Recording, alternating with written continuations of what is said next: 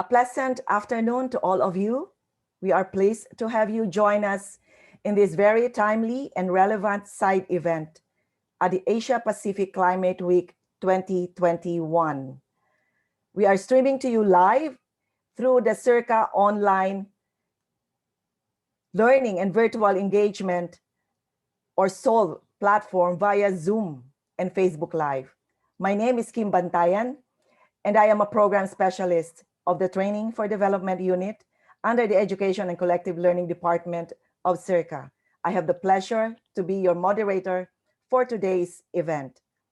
The Asia Pacific 2021 is hosted by the government of Japan, together with the global organizing partners, namely the United Nations Environment Program, or UNEP, the UN Framework Convention on Climate Change, or UNFCCC, the UN Development Program, or UNDP, and World Bank. SEARCA and FAO is pleased to welcome you to today's side event on advancing jurisdictional sustainability approach and its potential for climate financing in Southeast Asia. This side session is framed based on the recently concluded SEARCA FAO collaborative project on developing an operational example of a jurisdictional level platform for Palawan, Philippines. The project developed a jurisdictional sustainability plan for Palawan, Philippines through a rigorous baseline assessment and comparative analysis with Southeast Asian countries. The plan was formulated for the management and monitoring of forest and landscape projects relevant for climate finance investments in a coordinated way, consistent with national climate change priorities and targets. It is also worthwhile to mention that this side event is also organized in partnership with Calamianes Resilience Network and the School of Environmental Science and Management, University of the Philippines, Los Baños. Let me now quickly go over the program flow, which is currently shown on your screen.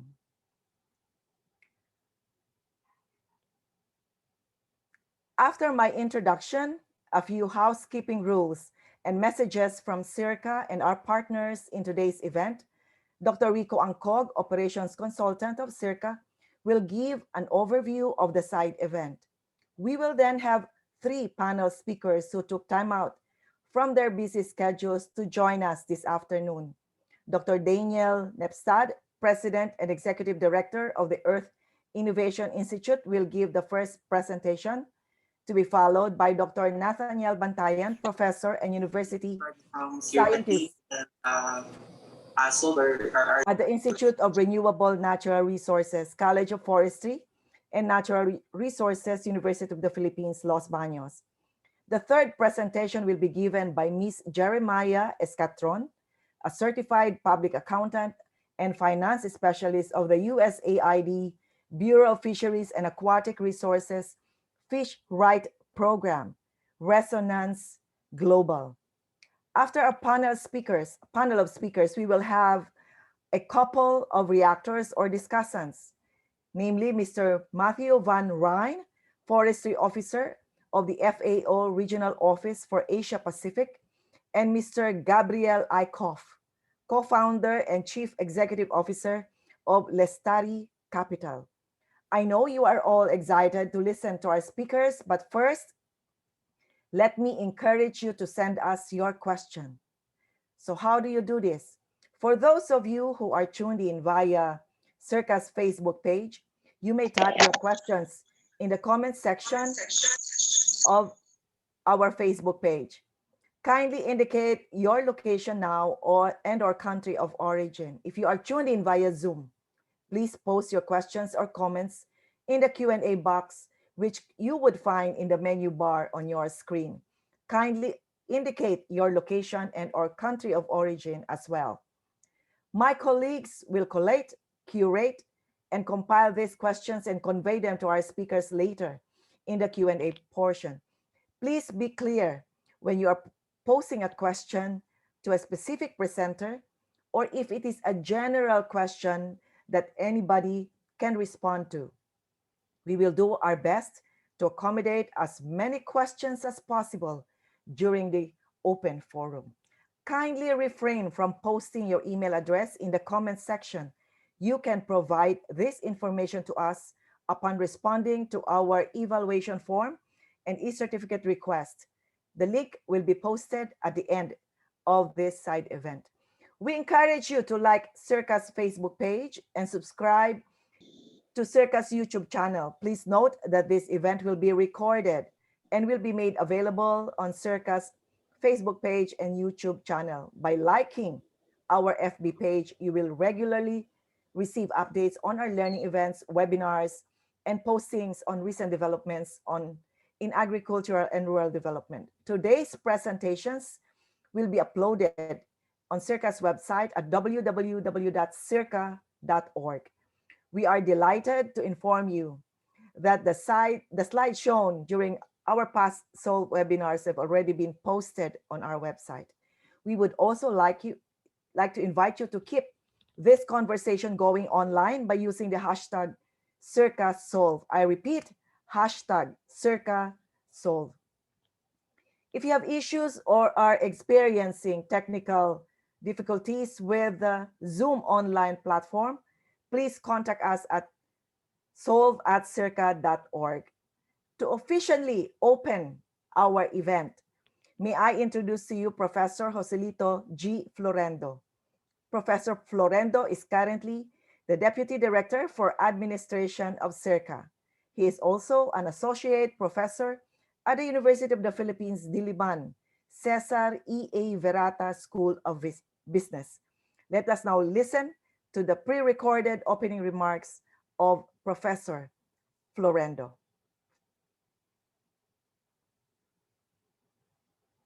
Good morning, good afternoon, and good evening to everyone. To our distinguished speakers from various institutions, and to our participants from the different parts of the world. I am pleased to welcome you to this very timely and relevant event. Climate change has become the leading issue of the generation. The impact of climate change is at a global scope and at an unprecedented scale. Over the years, its effects have become more evident across industries, specifically food production and agriculture. This has given rise to challenges in the industry such as prolonged drought, flood, and increase in soil salinity, among others. It has been a pressing issue worldwide, including in the Southeast Asia region. On December 12, 2015, the Paris Agreement, a legally binding international treaty to keep the rise in global average temperature to well below 2 degrees Celsius and to pursue efforts to limit the increase to 1.5 degrees Celsius, was signed by 196 parties, including countries in Asia Pacific. The overall goal is to substantially reduce the impacts of climate change. The Asia Pacific Climate Week 2021 is organized to build the momentum of various countries and institutions towards achieving a climate neutral world by building resilience and scaling up collaboration for adaptation and mitigation. Several initiatives to combat the impact of climate change have been started by most countries. However, lower levels of financial support have been directed to these activities. This has sparked more attention to support economy-wide approaches and initiatives for building resilience through climate financing. Climate finance is critical in addressing climate change because large-scale investments are required to significantly reduce emissions, notably in sectors that emit large quantities of greenhouse gases. Variety of instruments and channels drawn from both public and private sources needs to be accessed and mobilized to fast-track the efforts towards climate-resilient development. An emerging and innovative approach to facilitate the provision of climate finance is through jurisdictional sustainability approach. Although a fairly new concept, this presents a collaborative opportunity which necessitates the concerted actions of the private sector, the government, and other stakeholders in providing climate financing for climate adaptation and mitigation initiatives. jurisdictional sustainability approach provides an integrated landscape management framework with policy-relevant boundaries and tailored to national or jurisdictional parameters. This will be further discussed by our respectable speakers today.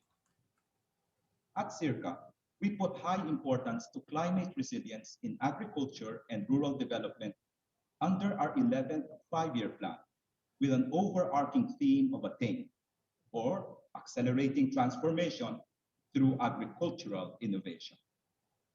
We are actively engaging with key players from the academe, the industry, and the government to assist the delivery of support needed to our partner stakeholders and farmers, to help them increase their resilience from climate change impacts and economic disruptions. I am confident that this event will lead us to a better, bigger, and smarter normal, which is highly relevant for the future of the country, the region, and beyond. Thank you very much. I wish everyone a productive and engaging day ahead. Maraming salamat. Mabuhay.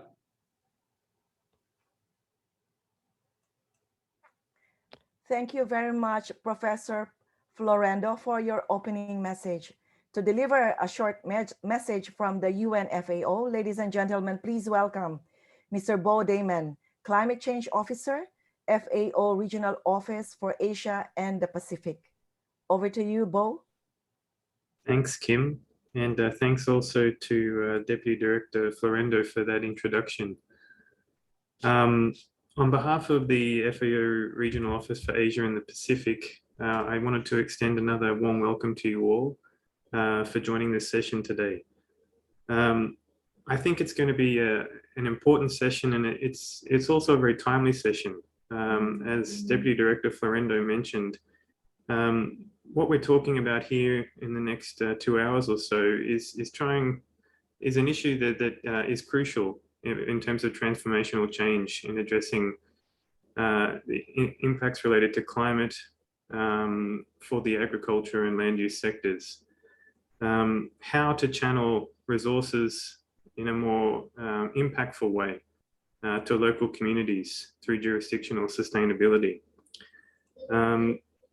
I think that there is sometimes a perception that climate finance and the landscape for climate finance at the moment doesn't go far enough in terms of putting resources in the hands of local communities to address risks associated with climate change and indeed observed impacts happening now from changes in climate and climate variability.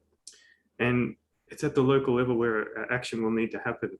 So the importance of a jurisdictional approach that's consistent with national priorities and plans, that's consistent with national and local governance systems and frameworks, while also being reflective of the requirements and rules in the global system for accounting for greenhouse gas emission reductions and also co-benefits associated with biodiversity, with other social benefits that come from integrated approaches at local levels is incredibly important. I think also, as we will hear today, the importance of a jurisdictional approach beyond the engagement of local communities, which is, I think, one of its most important features, is the way that it can bring in additional partners into this climate finance space. It allows local communities in partnership with national governments in a way that's consistent with national priorities to leverage resources, to leverage finance from other players like the private sector. And I think that we are seeing more and more an interest from the private sector in engaging with local communities, putting up resources and finance to support them develop jurisdictional sustainability plans that can achieve real impacts in terms of benefiting the climate and the local community. So in that sense, helping us try to work towards a win-win solution for the agriculture and land use sectors in the region and the local communities that underpin our food systems. I think the discussion today is very timely. I think that while there's still a lot of discussion and negotiation around Article 6, for example, there is an indication that these types of approaches will be an important part of a future financing mechanism under the convention. And I'm very glad that our colleagues from SEARCA, our partners, will have an opportunity to present the work that we've been doing in Palawan. And I think it is a very good example of how jurisdictional sustainability can contribute to transformational change to tackle climate risks to local communities in the region and also further afield. And with that in mind, I'm also very glad that we were able to be joined by a number of eminent speakers who have experience with jurisdictional sustainability here in Asia and globally, to put the work that we've been doing here in this region in a broader context, and to illustrate that there is a momentum behind these types of approaches, and that we should expect to see more of this in the future. So with that, I won't say any more. Just to thank you again for joining us. Thanks very much to SEARCA for the fantastic organization of this event. And I look forward to hearing from everybody today regarding the way forward on jurisdictional sustainability. Thanks very much, Kim.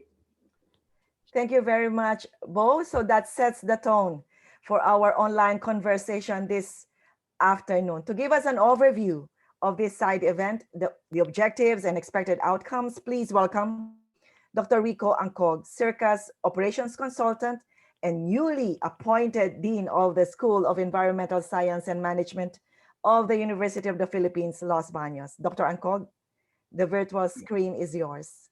Thank you very much, Ma'am Kim.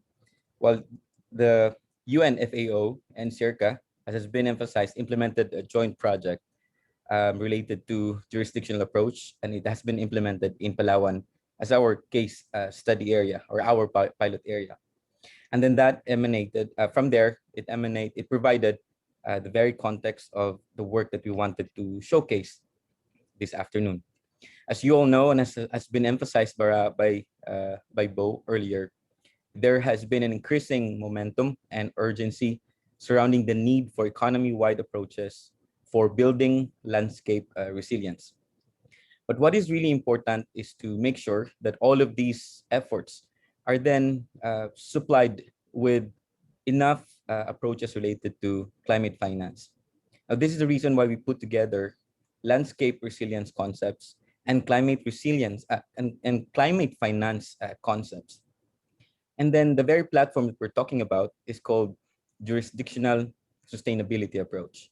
We will learn more about jurisdictional sustainability approach in a little while. But based on our experience, of course, we're looking into large-scale sustainable development that is climate-friendly, equitable, and provides social inclusion across large landscapes. Now, in the case of the work that we have, of course, we haven't implemented it fully, but we have an initial assessment of how it can be potentially implemented. We're interested to further understand the different jurisdictions that have then been transitioned to jurisdictional sustainability. And then we want to learn also from various experiences in accessing carbon finance from a variety of sources and levels. In this particular context, this side event that we are now attending, our main objective as organized by SEARCA, FAO, the Calamianes Resilience Network, and UPLB-SESAM, we would like to discuss the principles of jurisdictional sustainability approach, why it is needed, and then explore the avenues for collaboration for its operationalization in the Philippines, Malaysia, Laos, PDR, and other countries in Asia Pacific. Second, we want to also present the climate finance opportunities of jurisdictional sustainability approach, particularly the role of the various governments and private sectors. We hope that through our initial seed, as discussed by during our forum today, and from the initial work that we've conducted, hopefully it can contribute to enhancing the capacity of each and every one of you in developing jurisdictional landscape-based climate finance plans, strengthen adoption of jurisdictional sustainability approach of participating countries or organizations in accessing to climate financing, hopefully, if not today, but in the near future. And then we would also really like to contribute towards enhanced involvement and investment from the government and private sector. We have prepared and organized this forum to be really meaningful to each and every work that you're doing. So thank you very much and all the best. Thank you, Dr. Angkog, for giving us a brief overview of today's side event. Dr. Angkog highlighted that this side event has been organized to address the need for economy-wide approaches for building landscape resilience, recognizing the role of emerging approaches in climate finance, considering the availability of various approaches, including the jurisdictional sustainability approach, our focus this afternoon, and why it is needed, and hopefully explore avenues for collaboration for its operationalization in the Philippines, Malaysia, Lao PDR, and other countries in Asia Pacific with the involvement and commitment of the government and the private sector. Okay, so moving on to our distinguished speakers and their presentations, please allow me to introduce to you our first speaker, who is the president and founder of Earth Innovation Institute. He has worked in the Brazilian Amazon for more than 30 years. He has published more than 160 papers and books on the ecological processes, frontier dynamics, and public policies that are shaping the region. In 2010, he extended his work to Peru, Colombia, and Indonesia. A world authority on REDD, or RED, and low emission rural development, he was previously senior scientist at Woods Hole Research Center, chief program officer of environmental conservation at the Gordon and Betty Moore Foundation, and a lecturer at Yale University. Our speaker also co-founded the Amazon Environmental Research Institute in 1995, Alanca da Terra in 2004, and was a founding board member of the Roundtable for Responsible Soy in 2005 and Inobu, Indonesia in 2015. He served on the Red Offsets Working Group of California and is a member of the Science Committee of Acre State System of Incentives for Environmental Services, or SESA program. He was the lead author of the Intergovernmental Panel on Climate Change Fifth Assessment Report. Our speaker holds a PhD in forest ecology from Yale University. Ladies and gentlemen, here to discuss what is jurisdictional sustainability approach and how it can be utilized for forest management and finance, please welcome Dr. Daniel Nepstad. Sir Daniel. Hello, everyone. Good morning, good afternoon, good evening. It's really an honor to be part of this side event. And I thank you so much to SEARCA and to Kim for the introduction and for this invitation. It's just a very, as has been said previously, a very timely event. A lot is happening right now in the jurisdictional finance space. And I'd like to just share a few highlights of that. I'm going to bring up now a presentation and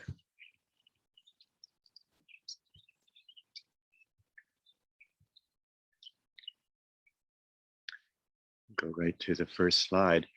I'll divide my comments today into three pieces. One is, what is jurisdictional sustainability? Although Professor Angkog already did a very nice job of laying it out.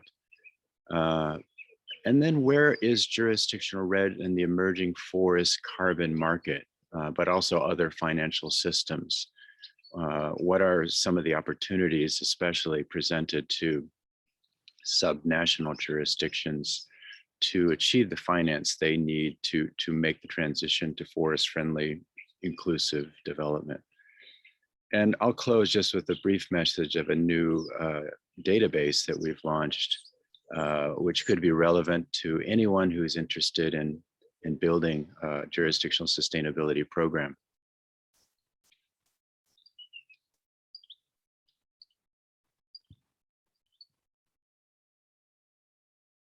As has already been mentioned, jurisdictional sustainability is really a framework for achieving sustainable development that is also climate friendly, and in the case of REDD, that is forest friendly. And it's, I think, distinctive in that performance is defined not at the level of individual sectors or at projects like concessions in a forest estate or protected area or an individual community, but rather policy relevant geographies. That can be nations at the broadest scale, states, provinces, districts. And that is key because that facilitates the harmonization of the intervention with government public policies. And in the best case, and there's certainly many examples of this, the jurisdictional strategy encourages the public policy process to make stronger processes that are not just for the forest sector, but across many sectors. I think today, especially in the, with COVID and the pandemic, and so much concern about growth and encouraging economic development as the pandemic subsides, there's really a risk, right, that there will be a shift back to food security without consideration of the natural resource base. And it seems that we certainly have a moment and opportunity now to not just address the fundamentals food security issues, the rights issues, the water issues, but to do so that in a way that's going to be a green trajectory, that's going to be a forest-friendly recovery.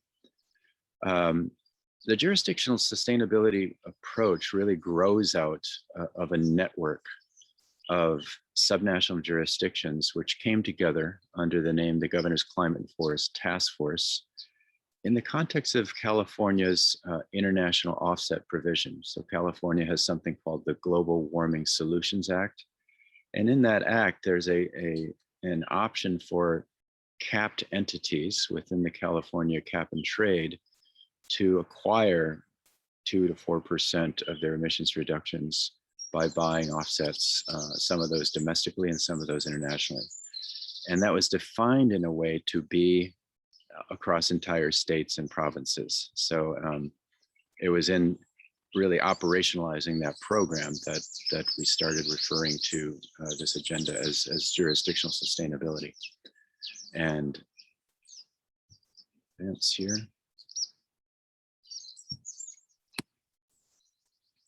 So there are really 3 main ways of financing jurisdictional sustainability strategies. The one that's been up and running the longest are results-based payment contracts. One example of these is the RED for Early Movers program that was launched by Germany and has now been joined by the United Kingdom.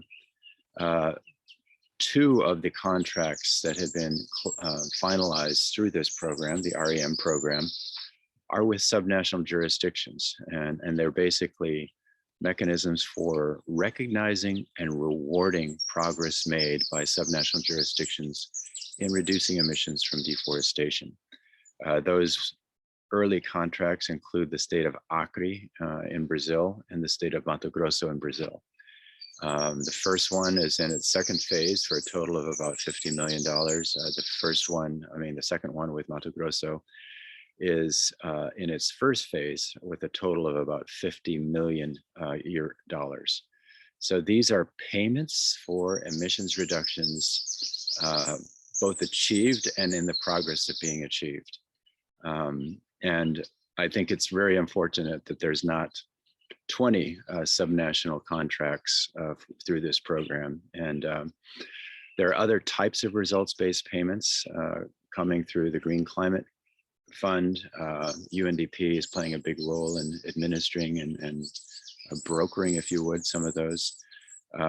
And we hope to see a lot more results-based payment contracts as the Paris Agreement moves forward. There's a second category of finance called, that we might refer to as voluntary forest carbon, the voluntary forest carbon market, in which companies are acquiring offsets of their own emissions associated with their own operations and the users of their products, the suppliers of their raw materials. This is a market that's been around for many years. It's currently operating at the $300 to $400 million a year rate, and it is exploding. It's exploding because hundreds of companies, given the urgency and the demand by consumers for climate-friendly production systems, hundreds of companies are taking on commitments to become net zero by 2050 or earlier. And those include some real giants like Amazon.com. Finally, there's a regulated forest carbon market that hopefully will be created sometime soon.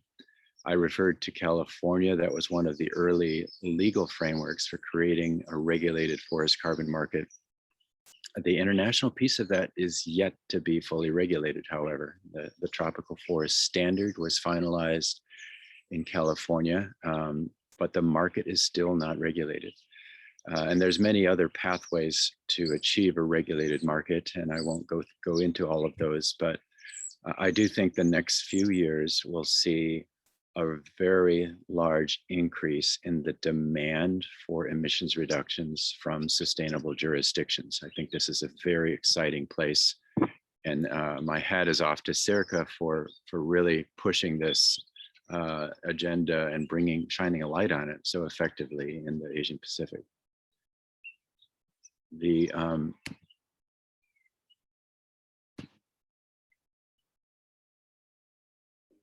I already mentioned to the net neutral movement among companies, and there's among these companies, I would say, as the limits of renewables is seen, in other words, investing in renewables, it's less and less clear that the transition to solar, for example, or wind power wouldn't take place all by itself because it's cheaper than fossil fuel powered electricity, for example.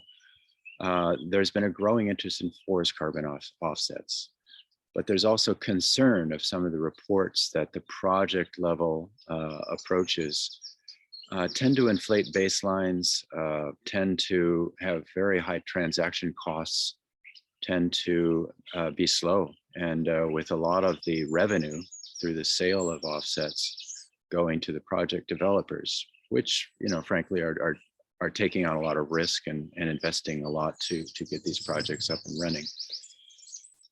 That means that there's a growing interest in jurisdictional RED and credits sold from jurisdictional RED programs. And I'd like to highlight here, and would be happy to talk more about, something called the LEAF initiative. It was launched during the climate summit of the Biden administration in the United States. And it is a commitment from Amazon.com, Salesforce, several other companies, Norway, the United States government, the government of the UK, to purchase $1 billion worth of jurisdictional RED offsets. The application deadline for this initiative is the end of this month. So please, if you are representing a jurisdiction, it has to be a first order jurisdiction. In other words, one step removed from the national government, and are interested in throwing your hat into the ring, now's the time. You have just about 3 weeks to get that application together. We're currently supporting several states in South America to join the LEAF initiative. It's really interesting to me, though, that one of their big questions is, well, what are the other options, and what are which pathway for financing our jurisdictional program will deliver the most benefits? And at the next seminar like this, I'll be able to share with you what those results are. We're doing that mostly in Brazil and Peru and Colombia right now. So very briefly, here's 3 types of forest carbon offsets. One is the independent RED projects I mentioned, which have very little engagement of government. That's why they've moved forward more rapidly. High transaction costs tend to have pretty high baselines, and I've seen that directly in my own evaluation of some of these projects. And impacts can be tough to demonstrate, at least large-scale impacts. There's another very interesting category of forest carbon offsets that could be of interest and relevance to jurisdictional sustainability programs, and those are nested RED projects. They're linked or constrained by the jurisdictional baseline of emissions, and they should be harmonized with the jurisdictional strategy. They also tend to have quite high transaction costs, but it's much easier to demonstrate impact because of that alignment with the jurisdictional strategy itself. Finally, jurisdictional RED, as I mentioned, this is happening through the results-based payment programs of governments like Germany and the UK, and is centered on the jurisdictional strategy, centered on safeguards for social and environmental impacts, has the potential to deliver large volumes of credits with low transaction costs, but they're complex. It takes years, not necessarily, but usually years to get the key stakeholders participating and taking ownership of the jurisdictional strategy. It's really building a vision, a shared vision for what the future of an entire region looks like, where the critical stakeholders are all at the table. So that can take time, but it can also move quickly if the circumstances are right. So here is just a very quick summary of the standards against which emissions reductions can be verified. Highlighting here the nested RED projects allowable under the jurisdictional nested RED framework of VERA, formerly VCS. Nested projects are also allowed under the Tropical Forest Standard of California, under the ART trees framework, although it's a mere subtraction from overall emissions reductions. Finally, jurisdictional RED standards, there are now 3. Of perhaps greatest relevance here is ART trees. This is the architecture for RED transactions, and the trees, which is the standard for that system. And this is the standard that has been adopted by the LEAF initiative. So all credits verified and transacted by jurisdictions will have to come under the rules established by ART trees. Very interesting. It has a potential $10 minimum price that has been guaranteed by Norway for collaborating nations. I would just highlight, I think, that with all of these approaches, one of the main challenges that we're running into in our work with jurisdictions around the world is really addressing the cost of implementing, building and implementing the jurisdictional strategy. So it takes money, for example, for farm sectors to go from land demanding, forest demanding expansion to more intensification, sustainable intensification pathways. That takes investment, that takes changes in practices across enormous farm sectors in many cases. And we are still in a situation in which those costs are incurred a few years before the payments are made. The state of Mato Grosso in Brazil, for example, is investing heavily right now in reducing deforestation reducing emissions from deforestation. But the earliest it would receive payments are probably going to be 2023. And there's an election in the middle there. So that is a challenge to the political viability of taking on one of these jurisdictional sustainability agendas. There's also not a very robust framework, I would say, for those jurisdictions that have a lot of forests and very little history of deforestation. You know, some of our work in West Papua, for example, ran into that issue. There just wasn't enough historical emissions reductions. In the new version of Our Trees, there will be an attempt to address that through modeling and model baselines looking into the future. And then with all of these, especially Our Trees, you know, Our Trees was designed to support jurisdictions to receive finance on a pathway to full integration with the eventual Paris framework. So that means that we need a strong decision on Article 6, which is basically structuring international transactions to finance climate change mitigation. And Our Trees has as a requirement alignment with Article 6. And there is a pathway under the LEAF initiative to receive finance independently of the national government's relationship to Article 6. So there is some recognition that some countries are not yet ready to determine how they will achieve corresponding adjustments. For example, in the case of international finance coming in to help them achieve their NDC, their nationally determined contribution goals. So I'm happy to go into this in greater detail, of course. I would close by just saying, one thing we've found in working with jurisdictions, we're currently supporting 15 jurisdictions around the world, including Malaysia and Indonesia. And in Indonesia, our work is in collaboration with LTKL, which is the Green Districts Network, is data, good data, but also information on what are the public policy measures that have been taken, what are the shared multi-stakeholder sets of goals and targets that have been created.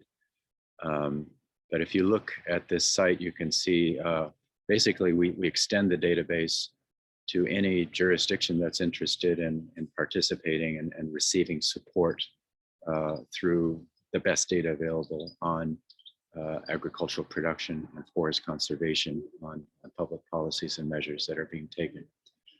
I do, in closing, also want to reiterate that the comment made about private sector engagement is critical. I think this next decade will be, we're going to see a lot of finance flowing from the private sector, but also hopefully many of the companies that have taken on zero deforestation supply chain pledges, and there's more than 500 of those, that they start to go beyond merely saying they reject deforestation commodities grown in association with deforestation, but that they begin to partner with jurisdictions that are on this pathway. And I think that'll be a very big part of making this transition to jurisdictional sustainability viable. I should also say that in the context of jurisdictional sustainability, there's just lots of other innovations that are rolling out. One is the prospect of having commodities that are provided to international markets that are carbon neutral. We're working with the government of Mato Grosso and the national government of Brazil on that for soybeans, and much easier to achieve that at the scale of jurisdictions than it is at the scale of individual farms. So happy to talk about some of those other innovations that are coming online that we're involved with, and I'm really look forward to learning with all of you in this side event. So thank you very much.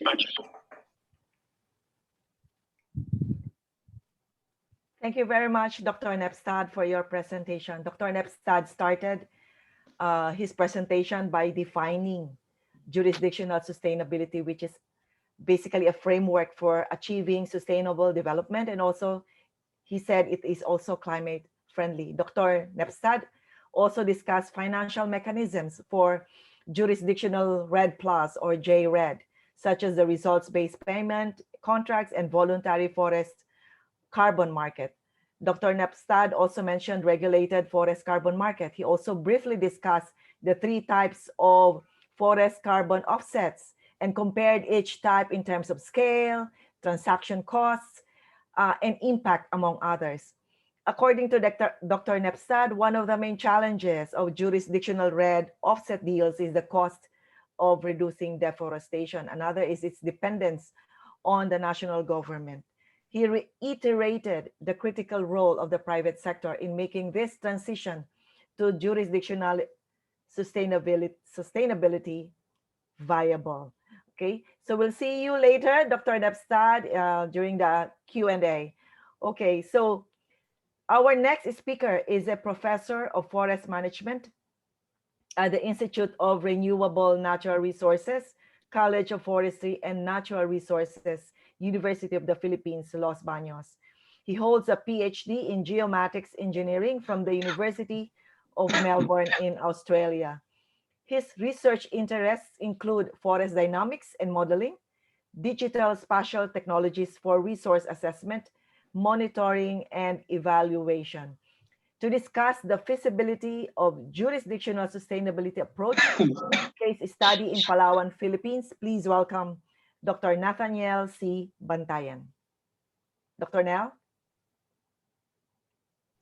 Yes, good afternoon. I'll just set up my screen.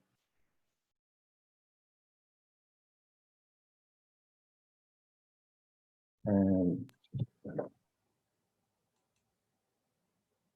okay.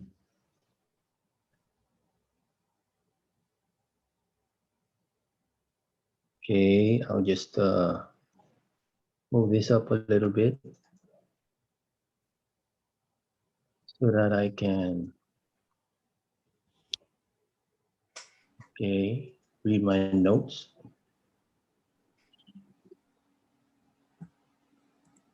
Right. Hello. Good morning, good afternoon, and good evening. Firstly, I'd like to thank the organizers for this opportunity to make a presentation. Although I should say from the start that this is a team output, and I'm presenting this on behalf of our team composed of professionals from different fields. You see here, of course, Dean Rico, and of course, Dada, our climate specialist, Professor June Abalos. He himself is from Palawan, and our finance specialist, Professor Paul Ramirez. This paper stems from an ongoing study, and I should correct Kim here. It's still ongoing. We still have at least two consultations to do in the next few weeks. The project is funded by FAO and implemented by SEARCA on developing an operational example of a jurisdictional level platform for Palawan, Philippines, for the management and monitoring of forest and landscape climate finance investments.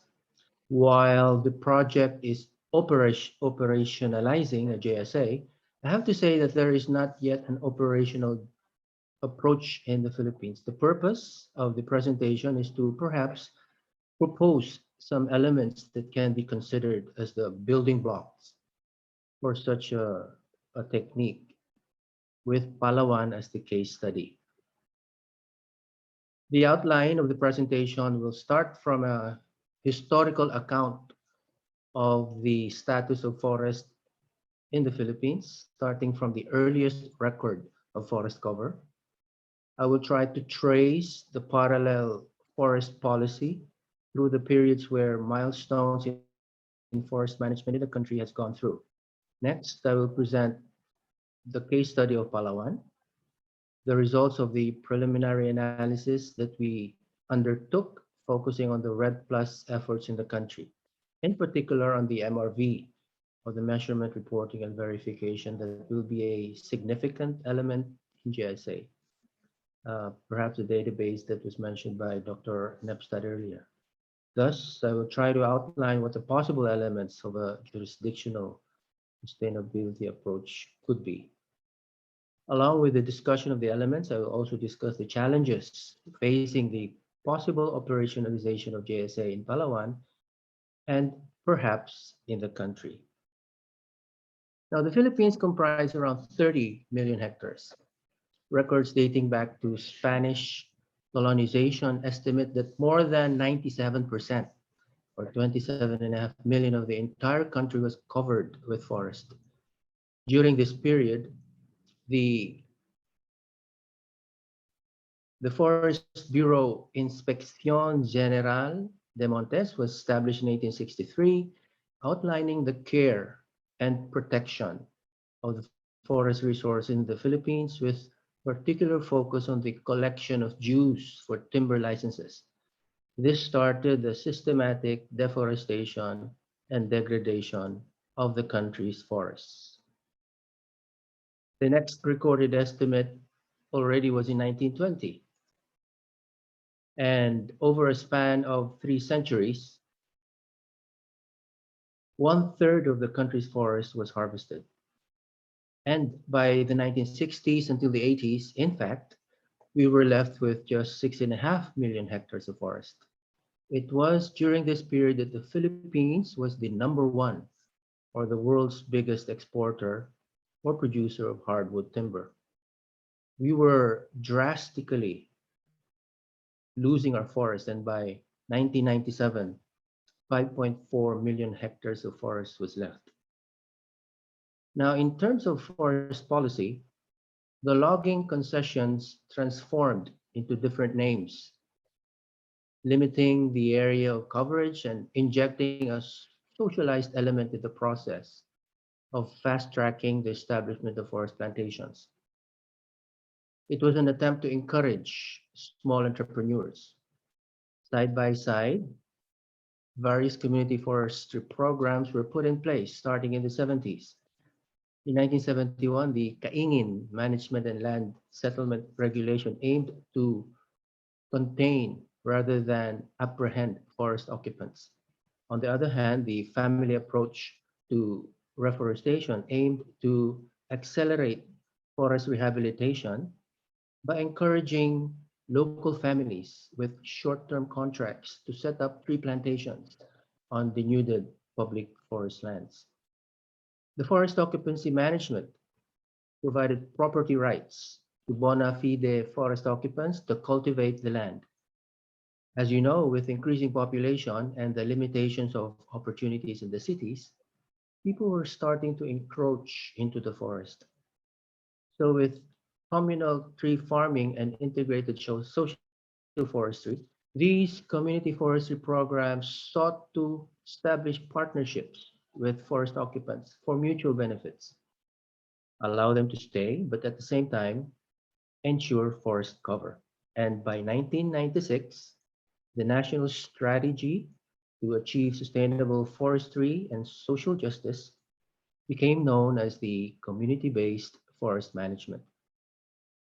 Juridical entities like communities or people's organizations were given up to 50 years of tenurial security and incentives to develop, utilize, and manage the forest lands. The agreement envisioned to provide access to investment capital, identify markets, and build marketing capabilities. And also in 1992, the National Integrated Protected Area System was established, focusing on biodiversity conservation. By 2003, there was an improvement in the reporting of forest cover, undoubtedly assisted by remote sensing technology. This continued until 2015. Unfortunately, the last reported statistics on the country's forest. In 2011, all logging in the natural forest was stopped by the government. This also saw a new banner program on forest rehabilitation, the National Greening Program. which was later expanded to ENGP, or Expanded National Greening Program, which was extended until 2028. This decade of the 2010s also saw many significant and massive programs, namely the National Forest Protection Program, the Integrated Watershed Management Program, the Integrated Natural Resources and Environment Program, or INREM, and the Forest Land Management Project. More importantly, the Philippine National RED Plus strategy was established, and this is supposed to result to the establishment of the National Multi-Stakeholder Regional Council, or the RED Council.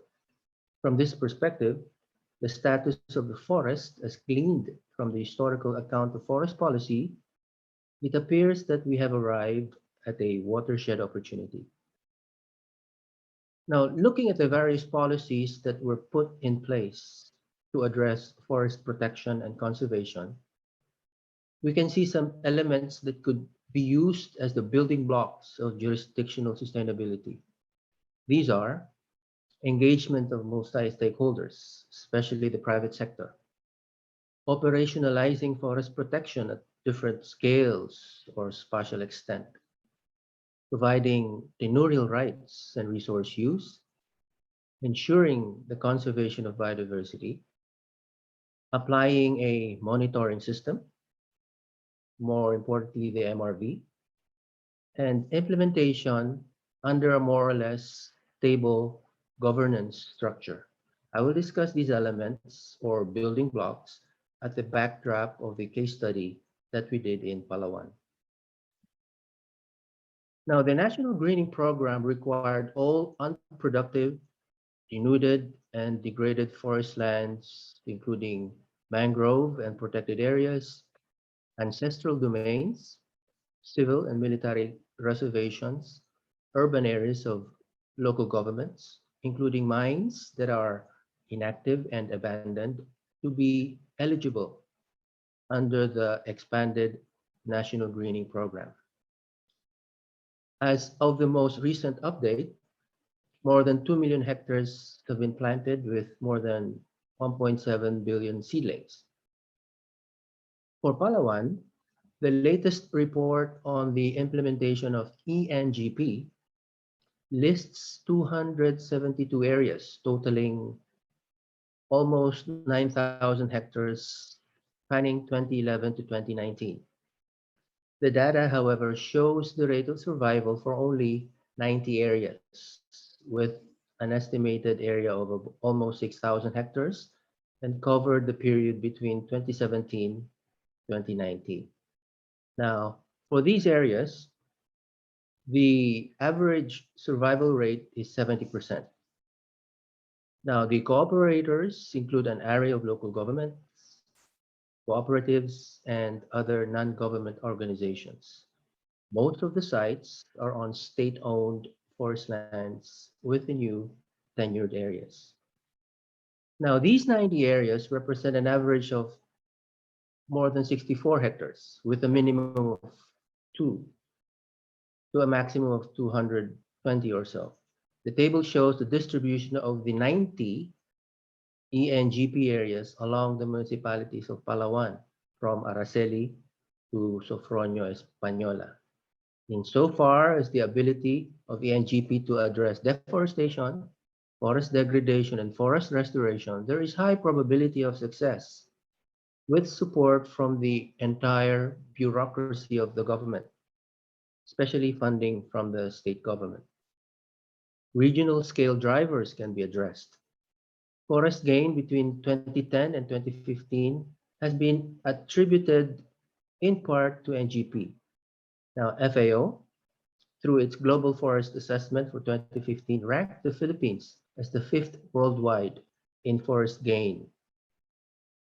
On the other hand, as a policy framework that lessens risk for private sector investor, NGP may provide the least risk for private sector involvement given its prominence in the law, which says the government shall involve the participation and investment of the private sector with a view towards enabling private companies to achieve carbon neutrality.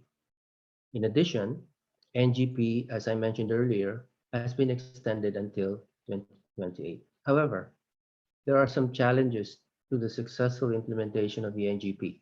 Number one, it's silvicultural limitations. Some of them because of improper site location and preparation, inappropriate choice of species for planting, and of course, silvicultural treatments. The survival rate has been low. Now, there are also administrative challenges because of disorganized or insufficiently trained uh, people's organizations, delayed payments or delayed deliveries, the remoteness of the planting sites, resulting to logistical constraints, and of course, the difficulty of the DNR for effective monitoring. Add to that the natural hazards, which is also a cause for concern. Extreme rainfall and temperature, landslides, and floods hamper the timely conduct of the activities. Now, in the province of Palawan, a spatial development framework called the Environmentally Critical Areas Network has been in place since 1992, with the enactment of the Strategic Environmental Plan for Palawan. It aims to attain sustainable development in the province that complements both economic development and natural resource conservation, where development activities support environmental protection. Under this law, the ECAN shall be the basis of the local governments in the formulation of locally mandated plans, such as the Comprehensive Land and Water Use Plan, Medium-Term Development Plan, the Annual Investment Plans. Several intermittent documents prepared in each locality that needs alignment at different levels are the Forest Land Use Plan, the Protected Area Management Plan, the Ancestral Domain Sustainable Development and Protection Plan, and the Marine Protected Areas Management Plan. Now, the estimates of forest areas were determined for Palawan were determined from various platforms, and we did remote sensing image processing from early 2000 to early 2010 as reported, and the national data sets for the country include 2003, 2010, and 2015. In general, built-up areas have increased threefold from 2003 to 2015. On the other hand, within the same period, closed forests decreased dramatically. A decrease, although slightly, can be observed for mangrove forest. Interestingly, open forest more than doubled between 2003 and 2015. Now, looking at the data by local government units, built-up areas have increased most notably in the city of Puerto Princesa, along with 6 other local governments. Now, what are the lessons learned from the Philippine National Red Plus strategy? In 2017, the Department of Environment and Natural Resources published an update of the PNRPS, or the Philippine National Red Plus strategy. The report listed the complementing strategies, which include enabling policy, governance, resource use allocation and management, research and development, the MRV conditions, capacity building and communications, and sustainable financing, envisioned within a 10-year horizon that should have ended last year, 2020. It was expected that a national dedicated legal framework for Red Plus shall have been promulgated, and that is the National Multi-Stakeholder Red Plus Council. The NMRC is supposed to act as the primary implementing and coordinating body for Red Plus in the Philippines. In the interim, a draft executive order to establish a Red Plus advisory group has been prepared. In summary, operationalizing jurisdictional sustainability in Palawan may perhaps consider the following: engagement of multi-stakeholders, including the private sector, applying JSA in different spatial scales as exemplified by the expanded National Greening Program, ensuring conservation of biodiversity exemplified by the Environmental Critical Areas Network, or ECAN, and applying a monitoring system through the subsequent operationalization of the National Multi-Stakeholder Red Plus Council. I should note that NMRC has not yet been convened, but the members already meet through the NDC, or the National Development Corporation Core Group, organized by the Philippine Climate Change Commission. However, in terms of the country's readiness to Red Plus, the Forest Management Bureau is currently working into completing the various systems required by the UNFCCC in order to complete the Red Plus readiness phase. And implementing GISA through the existing governance structure, like the province of Palawan, looks quite feasible, especially with the presence of the Philippine Council for Sustainable Development, which is the implementing arm of the Department of Environment and Natural Resources. So thank you for listening, and I look forward to listening to your comments. And I have my teammates here who I'm sure will be available to answer some of your comments. Thank you. Thank you, Dr. Bantayan, for your presentation. In summary, Dr. Bantayan shared that operationalizing JS, or jurisdictional sustainability, in Palawan may perhaps consider the following: engagement of multi-stakeholders, including the private sector, applying JSA in different spatial scales as exemplified by the expanded National Greening Program, or ENGP, ensuring conservation of biodiversity, exemplified by Environmentally Critical Areas Network, or ECAN, of Palawan, applying a monitoring system through the subsequent operationalization of the National Multi-Stakeholder Red Plus Council, or NMRC, and implementing JSA through the existing governance structure like the province of Palawan and the Palawan Council for Sustainable Development of the ENR. Okay, so before I call on our discussants, may I remind our online attendees via Facebook Live to please start typing your questions in the comment section, including your location and/or country of origin. If you are tuned in via Zoom, please post your questions in the Q&A box, which you will find in the menu bar on your screen. While waiting for our speaker's presentation to be shared on screen, please allow me to tell you more about our next speaker. Ms. Jeremiah Escatron is currently the finance specialist of USAID BIFAR Fish Right Program, Resonance Global. Jem has spent her career working with INGOs, a corporate foundation, and an advisory firm at the intersection of finance and international development for over 8 years. Currently, Jem leads Fish Right Program financing strategies to accelerate public-private partnerships, or PPP, to achieve a sustainable fisheries agenda. Here to present the initiatives of local organizations on climate financing, please welcome Ms. Jem Escatron. Ms. Jem, the screen is yours. Hello, good afternoon, and hi everyone, whenever part of the world.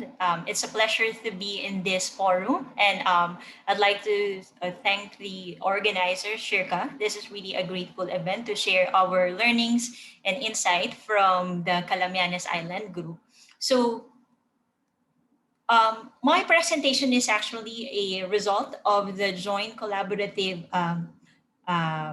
collaborations between parties across the municipalities in Calamianes and our partners, specifically Calamianes Resilience Network, which is also the host of the event, and the Palawan Council for Sustainable Development. So I think we have been talking on a lot on the forest. Now, maybe I'll be bringing you to the blue space and to the marine space where we are active at the Fish Right program. So, just to give a larger insight of our connectivity to the topic, most of our work is really engaging with the local government units and partners, particularly at the regional cooperations at an inter-LGU level. So we are working on under the framework of marine key biodiversity area wide management. So that's why it encompasses of all the municipal waters across the four priority areas in Calamianes, the municipality of Busuanga, Coron, Colion, and Linapacan. And as to the project objective, as to the objective of this LGU is really to strengthen and protect the 30% of the municipal waters. So this conservation, I think I can share it on the succeeding slide, but it's really coming up from the systematic planning process that had been conducted locally. And the objective of our partners is to make sure they conserve the biological diversity, it became resilient to climate change, and it will sustain the socio-economic activities and the cultural values for the future generation.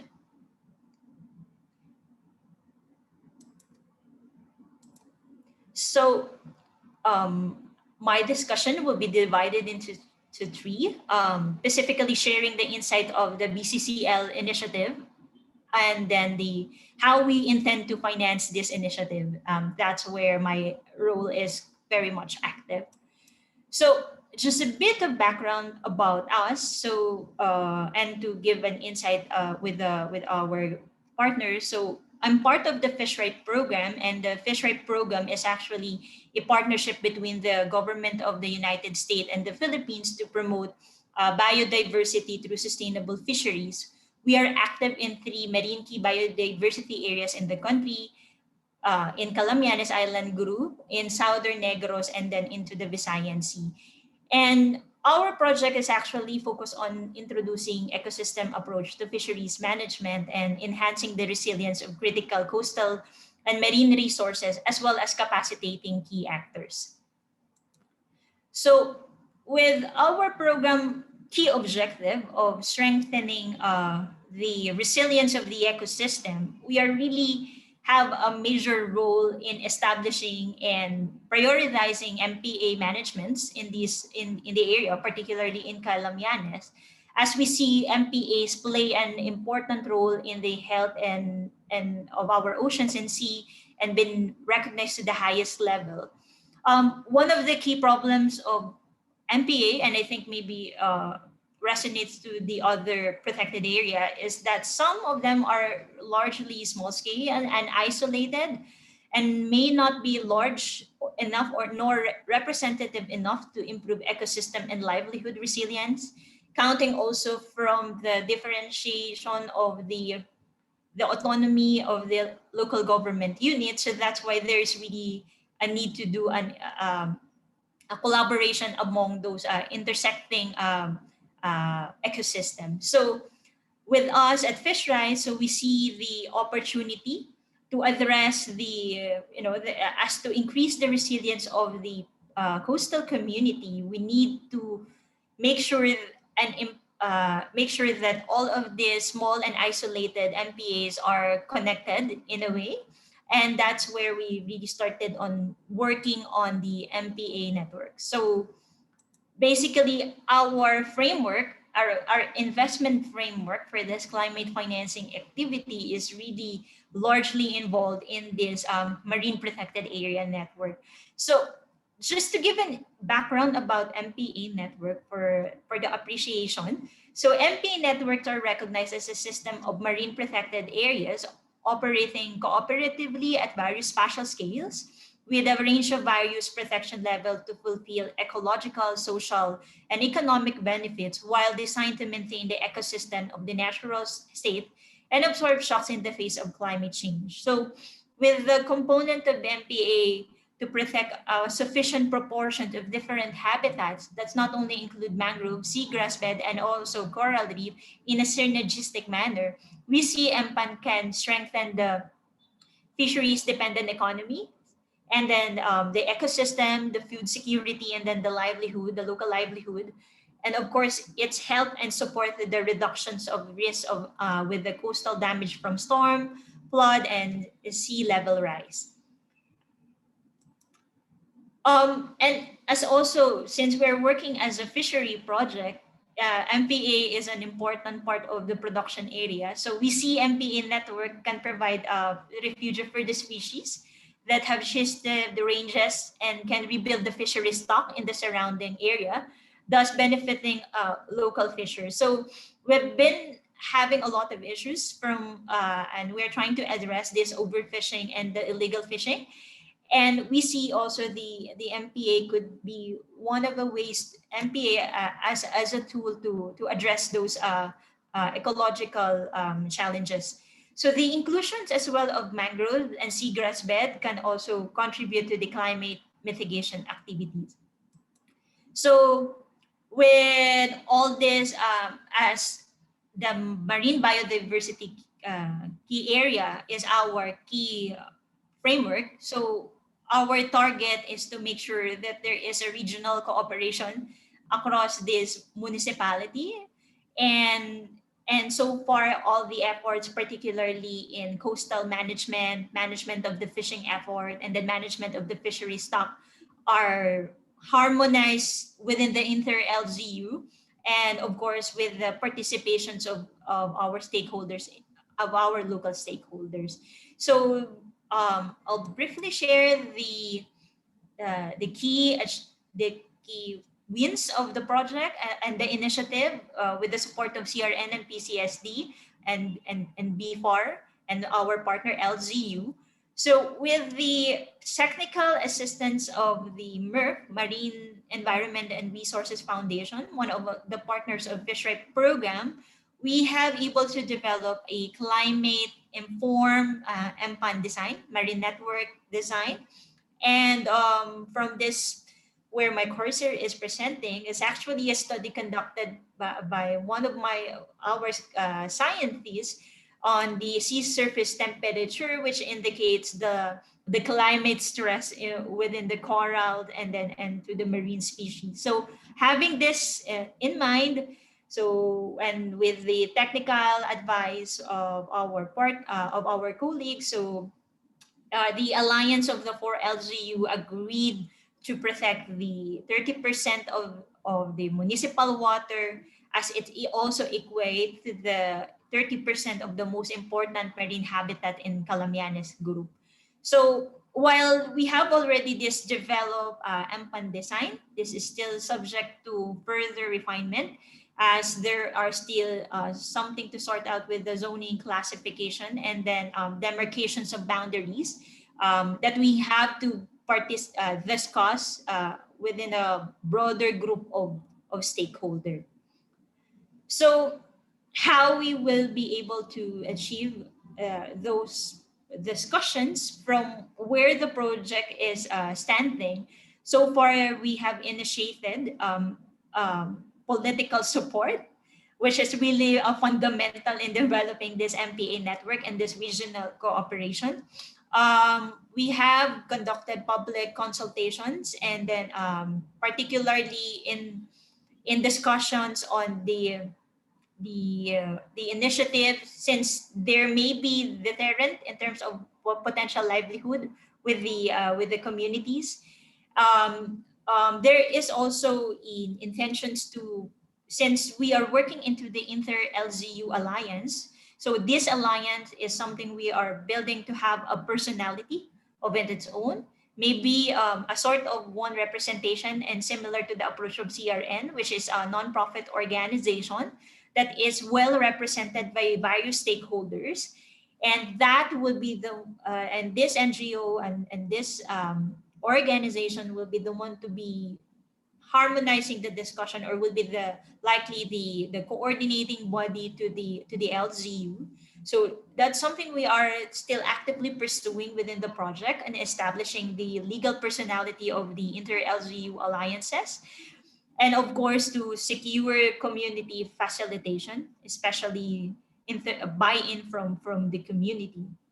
um, as to the other criteria and element, we have already identified the ecological design and criteria for the MPA network. So getting to note from my colleague, it's very important that from the process that have been taken by the stakeholder in Calamianes, they identify MPA and in and the species in terms of representativeness, replication, the viability, the design, the resilience, the size, and the shape. So far, they have already developed an integrated MPAN management plan for 10 years. That's ranging from 2019 to 2029, with the aim of protecting at least 359 square kilometer of coral reefs, 83 square kilometer of mangrove, and 151 square kilometer of seagrass and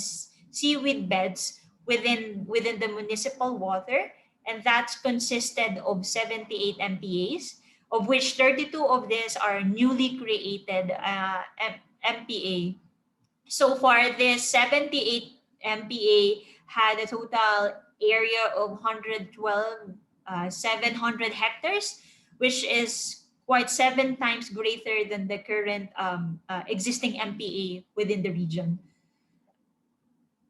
And maybe just to get through the direct agenda, since this is where when we talk about the scale, which is 700 hectares, and we understand based on our analysis of the value of the available resources from our local government partner, we have seen from the previous review of the integrated fisheries management plan, which also included the establishment of MPA and MPA network, versus what is the current actual budget of the local government, particularly with this activity. So there's really a substantial gap, and to that extent, that one of the key things that we are looking is how we can substantially create a mechanism that would met this conservation's objective. So in achieving actually this MPAN resilience, we have been encouraging LZUs towards transitioning to long-term financial stream, and encouraging them to leverage private and public sector initiative, either from a grant, debt, and equity component, particularly in the representations of private sectors, even into the small scale, to strengthen the adaptations and long-term funding via resilient revenue sources, efficient tax collections and allocations to management, and of course, payment to ecosystem services. So with that funding gap in mind, beforehand, we really get a landscape review of the various national and local government project initiative, even the private sectors, on supporting MPAs. And so far, what we see is very limited, and the limited in terms of the on the activity, and of course the incentive is also limited, making the opportunity to scale funding on a network level is much problematic. So as such, MPA, given its predominantly operate as a small scale, so some have already good success story on reaching its conservation objective as an MPA alone based on the tourism receipts and user fees. But there were MPAs that are not really into viable as a tourism destination. So we really have to look at other opportunities and to pay and make sure that it is operationalized. And even in looking at what would be the potential revenue, though we would like to see that there is financial resources that been allocated to such, and also to maximizing the fishery itself. But the main consideration is really the effectivity and the effectiveness of and efficiency of existing governance systems. So we've been looking at MPAN as a substantiated science-based plan, and it's really require a multi-year, multi-stakeholder engagement for building climate resilience from the design to the implementation. And that's why we look at the opportunity of leveraging a climate finance as a way of reaching the objective. So far, within the program, what we're looking is some sort of bibingka approach. So we are also working locally with the Calamianes stakeholder as our model site for this initiative.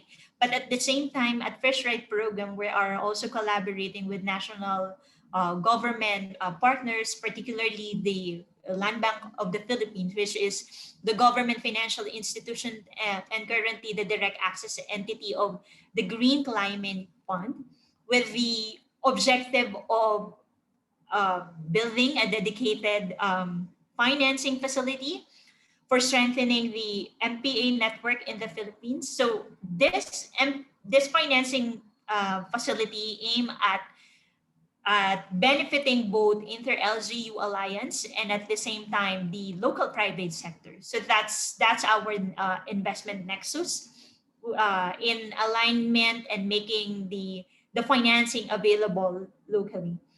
So, and as why we are looking into the Green Climate Fund. So our inspiration is when we look at an article dated last year, August 21, 2020, when there is an announcement that GCF is falling short with adaptation project. And we see this MPAN and also based on the established rationale, climate rationale is already a good adaptation project, which focus on really strengthening the LGU alliances. So since MPANT requires increasing the scope and scale of management activities, so it has required a coordinated investment among LGU members in a decade-long horizon. So what we're looking at this stage is we have them combined together. We actually have existing model, but it's too early to share since it's in draft form and and still in the active consultations with our national government partner. But what's something we intend to do within these LGU alliances is to maximize their resources, and of course to have the facility to cover the upfront costs in the establishment of this MPA network. So in the proposed MPAN alliance investments, what we are aiming for the LGU is to focus their investment on the individual establishment of the MPAs, including the important infrastructure, the activations of community-based livelihood that support the resilience measures. It's include bantay dagat, the ecotourism, mangrove planting, the provisions for related livelihood, and of course the related infrastructure as well, the local monitoring, and then the human resources for the MPA management and other equipments that may be necessary to ensure the monitoring of the MPAs. And as to the proposed participations of the local private players, so we see MPAN is, there were 3 industries active actually within the MPAN management. So we have marine tourism, we have the fishery supply chain, and then we have the fishery value chain. So, and if we got, and based on our analysis, there were several local small-scale business players that can be accelerated to participate in this conservation initiative. So through a blended financing approach, so that's what something we are actively looking with Land Bank on how we can, incentivize these participations of stakeholders that has a good potentials to accelerate all the conservation initiative for MPA management. So and so far as to the maybe a brief summary of what we intend for the future and what we're really looking at this financing facility is, I think it's also an inspiration from the forest works. We've been looking on the result-based finance mechanism as well, especially in tying it with the LGUs, and then of course with the government, with the local government and the national government partners, since we see performance-based provides incentive, more income, and it's been very relevant in the way we see with the participations of LGU that have been well recognized because of their contribution. So I think this is so far what we have at the Fish Right, and thank you everyone for having me here. Thank you, Ms. Jam, for sharing with us your initiatives under the Fish Right program, recognizing the value of marine protected areas in strengthening resilience of coastal communities and ecosystems. According to Ms. Jam, to achieve resilience of the Marine Protected Areas Network, she asserted that LGUs, the local government units, should also transition towards sustainable and long-term finance streams. It is good to know that Land Bank, the government financial institution and currently the sole direct access entity of the Green Climate Fund, or the GCF in the Philippines, with support of Fish Right, is exploring a dedicated financing facility for strengthening Marine Protected Areas Network in the Philippines. Okay, thank you so much. We'll see you again, Ms. Jam, in the Q&A. So before we proceed to the open forum, let us first hear the thoughts of our distinguished reactors or discussants. Our first discussant or reactor is Mr. Matthew Van Ryn, who is currently a forestry officer with the Food and Agriculture Organization of the United Nations, based at the Regional Office for Asia and the Pacific. In the 9 years with FAO, Mr. Van Ryn has provided technical support as part of the NFM Red Plus cluster under the UN RED program and Forest Carbon Partnership Facility on reduce emissions from deforestation and forest degradation, including support to countries on forest reference level submissions and the establishment of national forest monitoring systems. He is currently providing technical support to GEF CBIT projects on the Enhanced Transparency Framework and the AFOLU sectors to countries in the region, and supporting a GCF project in Papua New Guinea to establish registry and nesting system to facilitate climate-related investments in agriculture, forest, and land use sectors.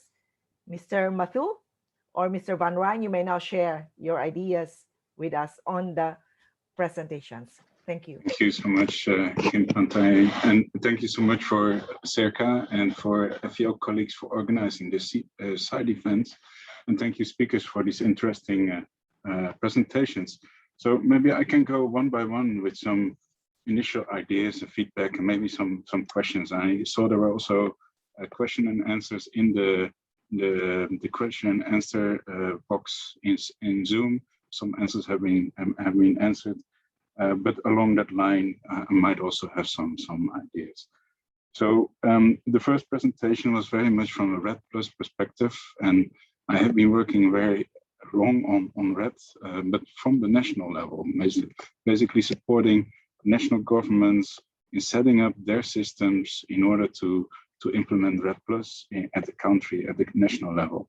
And there has always been historically a bit difference between the voluntary carbon market and what the governments were working on, which is more towards the UNFCCC. And this, and as mentioned already by several speakers, we are now at a stage or a very interesting time where we see more convergence, where we look at how can we combine this local scale or nested approaches to national or jurisdictional approaches. And maybe what I want to highlight here, and maybe it was briefly mentioned in the first presentation, but the big question is that I still have is how do these jurisdictional systems, or how they the voluntary market systems work in connection with NDC. And of course, the discussion on the Article 6 is still ongoing, but it's an important aspect. And without that, governments also are realizing how can they approve, or how can they go forward with jurisdictional approaches when they do not understand the mechanisms, or they don't see how those mechanisms contribute to the national objectives or the national commitments on climate change. So there are, the example of Papua New Guinea was mentioned in the introduction. We're working there on there are national results on RED+ in Papua New Guinea, but we're also looking at how can we then link that to jurisdictions and maybe invest those results in certain jurisdictions to address also the other questions. How can we actually benefit local communities? Or how can we benefit indigenous people, etc.? So the question on the first presentation is maybe linked to the linkage to NDC, and maybe a thought on that. How about domestic offsetting? Because rather than selling carbon emission reductions outside of the country borders, how about finding uses within the country? So looking at jurisdictions, maybe some companies, also external companies, are active in countries, and can those emission reductions then contribute to domestic offsetting? And any thoughts on that? Then the second presentation, interesting, looking at one jurisdiction, Paria 1. In this case, what struck me very much in this presentation was the amount of policies basically that need to be taken into consideration. So you have different layers. The example of the National Greening Program was highlighted, but there were also several other government policies. And then my question here, and it was briefly introduced, if we look at this National Greening Program, how can private sector contribute to this greening program? If the plots or the locations for that are to be greened are quite challenging locations, what are the thoughts of private sector engagement, or what are the risk mitigation actions or approaches in order to facilitate private sector engagement in such schemes? Then the third presentation, very interesting, looking at another sector, of course, not so much forestry, but on the marine protected areas, looking at the local scale. I saw one slide on payments for environment ecosystem services. So my question, what were the ideas of these payments for ecosystem services? What are the potential revenue models apart from tourism? What has been indicated as the revenue models that could actually attract finance and create sustainable systems in those marine protected area networks? You mentioned the dedicated financing facility. My question here also, how would that link to a national system? Same to the maybe second presentation, how the jurisdiction systems, how they would link to the national systems. That are my brief first questions. Thank you.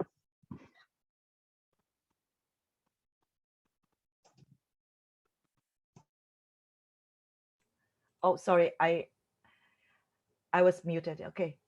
I was on mute. Okay. So thank you, Matthew, for your insights and for your questions.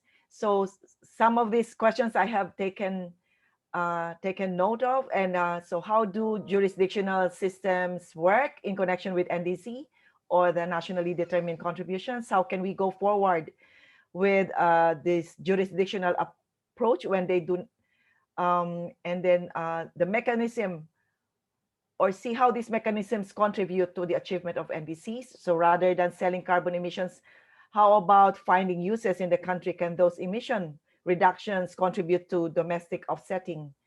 On the second presentation of Dr. Bantayan, Matthew noted the amount of policies that need to be undertaken. So if you look at this national greening program, how can the private sector contribute to this greening program? This was one of the questions asked by Matthew. On the marine protected areas, what are the potential revenue models that could attract finance and create sustainable systems in marine protected areas? Okay, so our distinguished speakers will address those questions in a while. In the meantime, we go for, we turn over the screen to our other discussant, Mr. Gabriel Eickhoff. Mr. Eickhoff is the co-founder and currently the Chief Executive Officer of Lestari Capital in Singapore. He has been leading work in the climate and forestry sector in Southeast Asia since 2005. He specializes in creating market-driven solutions to conservation, ecosystem restoration, and community forestry initiatives. As a co-founder and former managing director of Forest Carbon, Mr. Eickhoff has worked on and designed some of the first ever projects and technical approaches to project jurisdictional and national climate and forestry initiatives in Asia. Mr. Eickhoff, the screen is yours. Thank you very much. Hello, guests and panelists. Thanks very much for your time. This has been an incredibly fascinating discussion to date. I would like to dive deeper a bit into some of the presentations, in particular, the first one from Dr. Nepstedt, and actually have potentially some responses to that of Mr. Matthew. We look at, when I see these presentations and seeing what's happening in the space, there's clearly a need to expand our definitions of land-based carbon emission reductions to include REDD+, but also to go maybe even a bit beyond that when we're looking and thinking about broader jurisdictional systems. So beyond avoided deforestation and reforestation, it's important we begin to also look at how the climate is impacted by and can be linked to markets around emission reductions and storage related to peatland impacts, to peatland restoration, to cover crops, to trees and croplands, avoided coastal impacts and coastal restoration, so that we're looking more broadly at the sector of natural climate solutions and nature-based solutions. And when we look at, when we're looking at the evolution of jurisdictional systems, and particularly nested jurisdictional systems, it's important to understand that when we're talking about a jurisdiction is everything inside of it. When we're talking about a project is de facto part of that landscape. And so what we need is really this coming together moment of a divorce in the carbon markets, and in particularly in the land use sector, that's existed for over a decade and a half between jurisdictional and projects. This is a false dichotomy. These are two parts of the same coin. Voluntary market projects are essential for very specific targeted on the ground works. Jurisdictional systems are essential for broader policy level interventions and national, state, district level strategies to combat land use based emissions. And that treating these two things as separate is actually counterproductive. They they need to be married together. And our regulatory frameworks have to reflect that. So we need national policies that embrace national and jurisdictional strategies and setting expenditures and policies that are relevant to what it is that the government does. We need those national policies to also incentivize but regulate the private sector's investment and participation in project level implementation. And to enable, and this is the punchline here, is to enable comprehensive accounting of performance at both levels so that they can be integrated together.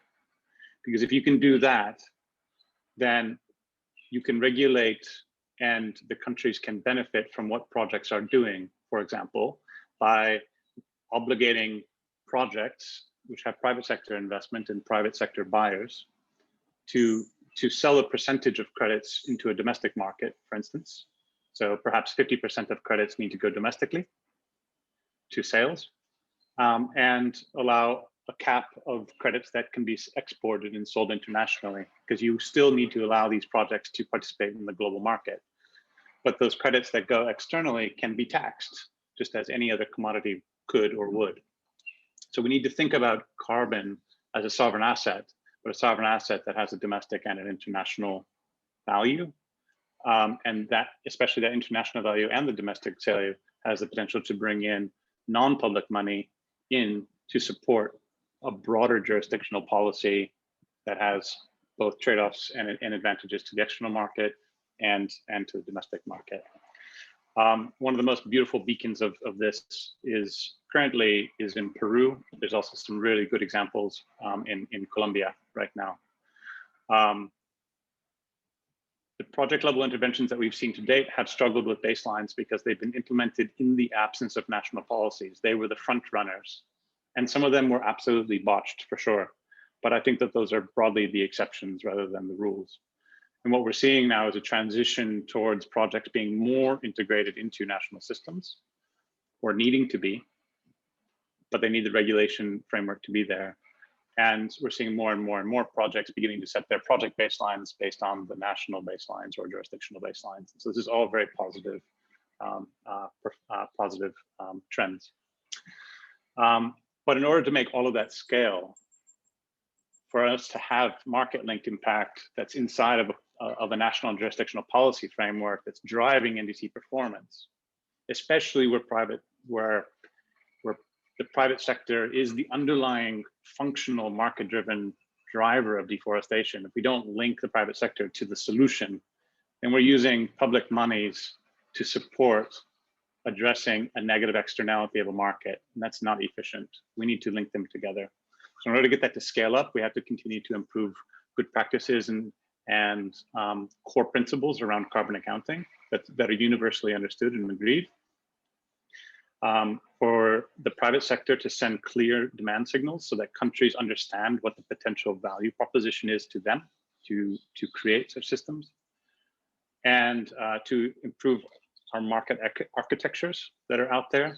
The creation of regional exchanges is very promising. The creation of reference spot pricing and futures pricing on the Chicago Mercantile Exchange and the S&P Global Platts and others is also very promising.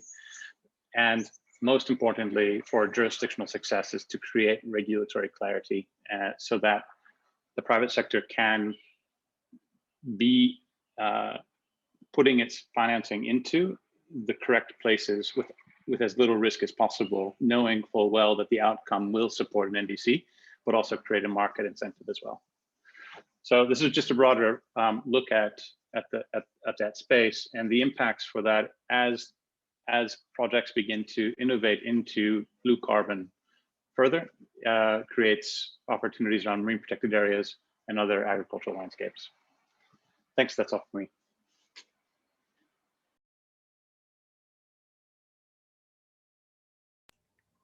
Thank you, Gabriel. Thank you for your additional insights. May we hear a response from our speakers on the questions that were asked by Matthew. Any response from Dr. Nepsta, Dr. Bantayan, and Ms. Jem? Let's Yeah, start with Dr. Nepstad. Yes. Okay, sorry, I'm halfway in the sun here. Oh. Okay, now I'm all the way in the sun. Yeah, very, very interesting comments, I think, by both Matthew and Gabriel. You know, the question of NDCs and alignment with NDCs, I do feel like that's long overdue. It's happening. I agree with Gabriel's comments that the projects have been early front runners, sort of pioneering this whole space of finance for emissions reductions in the absence of a regulatory framework. And what countries are struggling with, of course, is if they allow jurisdictions to sell credits to an art trees framework, for example, and there is a commitment to do corresponding adjustments under an eventual Article 6 agreement, does that mean that they will underperform on their Paris agreement, on their Paris emissions reductions? And part of that, of course, is how much of the sectors in a country like Philippines, Brazil, Malaysia, how much are they counting on emissions reductions from the forest or AFLO sector as part of their NDC sector-specific commitment or target? And those things that's an analytical research agenda right there. That is, how many domestic offsets does the energy sector, the transport sector need to achieve the Paris Agreement for that sector, if there is a sector-specific agreement? And what does that leave remaining for jurisdictions to sell under jurisdictional red? So that is a critical question, but I think it's a great question that will really bring these worlds together. I do think that the long-term carbon market is going to be defined more and more by national frameworks, where frameworks are created that are consistent with the rules and advances made under UNFCCC. So they're consistent with those principles and those decisions, but they're adapted to the particular circumstances, the legal frameworks, the public policies of that nation. And this is already happening, of course. You know, Colombia was referred to with its gasoline tax. There's many countries that are, Chile is doing this, many countries that are already establishing their own internal market mechanisms and finance mechanisms that include finance for jurisdictional red programs in some cases. So I think that's going to be the way forward in the future. You avoid all sorts of headaches if you're selling offsets domestically versus internationally. And those markets are there. It's a question of the regulatory clarity that Gabriel is referring to. I should highlight that was really developed with that pathway to the Paris connection and the NDC connection in mind. So you have to have a letter of endorsement from the national government if you're a jurisdiction that wants to sell credits verified under art trees. And that you have to have some demonstration that there will be corresponding adjustments, even in the absence of an Article 6 agreement. So anyway, very good comments.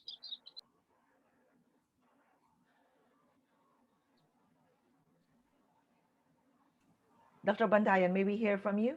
Yes, thank you. Thank you for the comments. I think most of the questions are on the paper, and as I have colleagues here who may want to provide some of the answers. But initially, the first question from Matthew is about overlapping policies. That's one of the uniqueness of the Philippines. You have policies left and right, and they all overlap, and there's huge overlap, especially of national policies. But I guess with the example of Palawan, there's a special reason why we chose Palawan, because it's geographically distinct. It's a province island, and that provided the best opportunities for perhaps looking at the possible operationalization of the JSA. But at the same time, as far as policy is concerned, I think the National Greening Program as a national policy, a banner program for forest rehabilitation, could show some of the, as I mentioned earlier, the building blocks for JSA in Palawan. But in terms of spatial scale, the examples that I showed you, there's perhaps too small to become significant. But at the same time, because of the support of the government to that banner program, there's a chance, it's the private sector could be enticed, and I remember the comment of Matthew on the risks, and perhaps that is something that should be looked into, especially with areas that are remote, and the difficulty of monitoring and other silvicultural challenges. But I guess these are not insurmountable, but surmountable problems, with more focused energy into the programs. I think that could show some promise. Yeah, that should be it. There's other questions here in the box, the Q&A, but I wonder if my colleagues would like to answer some of them. There's one on the NDC, and I think it's an important prerequisite. The government should be determined to agree to that NDC, adhere to the NDC. So the national determined contribution should be there. And I think that's one of the things also that was mentioned by our colleague from the Forest Management Bureau when we had a consultation with them a while back. So yeah, thank you. Thank you, Dr. Bantayan. May we hear from Ms. Jem? Yes. So when regards to the questions, what is specific revenue models that we are looking at? If we got to review, because we have already conducted previous project or previous reiterations of the USAID project, we have already validated that 60% of the net economic benefits that's comprised tourism receipts, mariculture, fishing ground, coral reefs, mangroves, are the worth of the entire CAG is around 7 billion pesos annually, and 60% of that is really into the fishing activity. So what we are really looking at within the project, and that's something we have validated as well, is really on focusing on the permitting fees, and then really getting into the fish landing fees, which really makes sense because the pandemic accelerate that tourism is not really, could be a not so viable business, but fishing as a livelihood, as a food source, is still an important sector. To the second, harmonizing it, I'm not into the I'm not in the position to really spill to the details, because this is an active national initiative that have been which Land Bank is also, it's taking the lead. But something very exciting about it, if this could be built, we really hope to connect it with the People's Survival Fund. And since the tier agenda also of the People's Survival Fund is accelerating applications from local government. So that's something we would still actively pursuing in the course of this development. Thank you, Ms. Jem. There are several questions lined up in the Zoom Q&A box, and one of these is from Anna Cheng. Are there plans to replicate this approach to other areas of the Philippines? I think this question is addressed to Dr. Bantayan.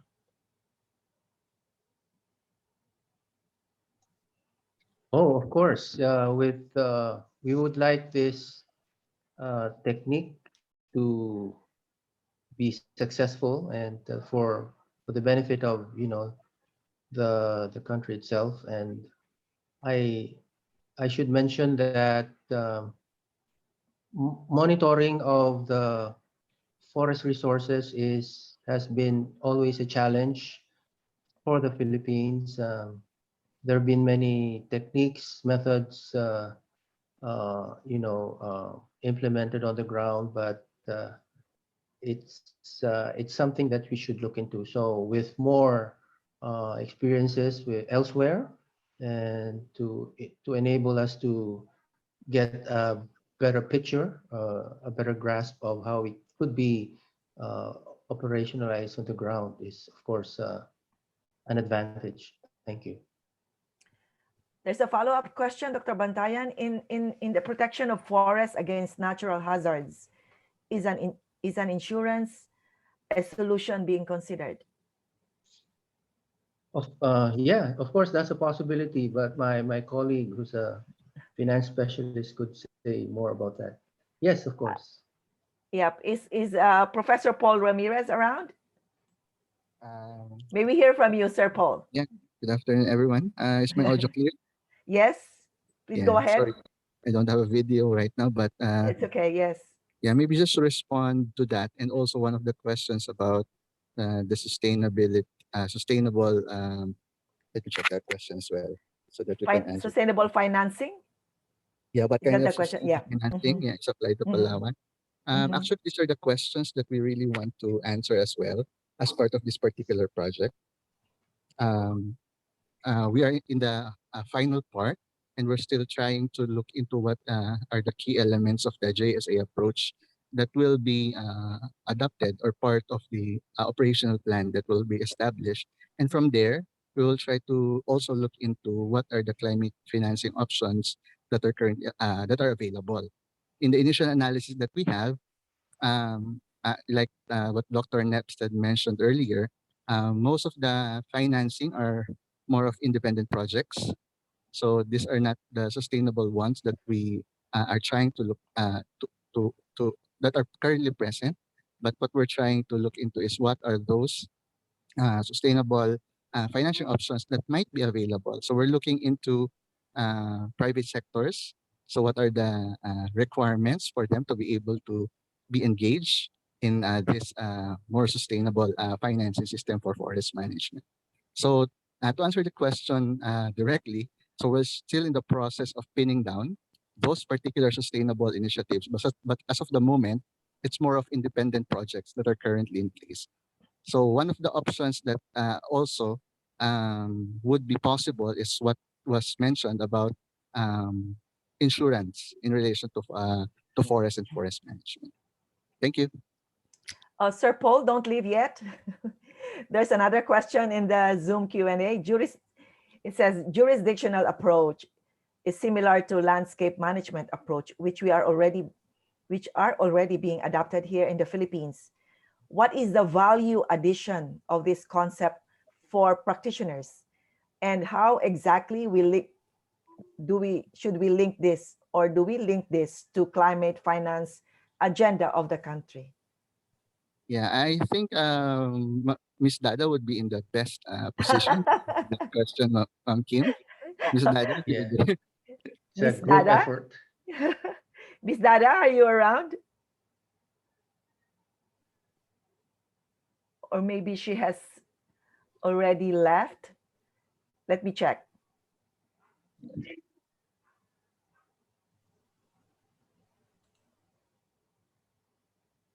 Oh, I think she's no longer in the Okay. room. Yep. So Uh, anybody I can think answer.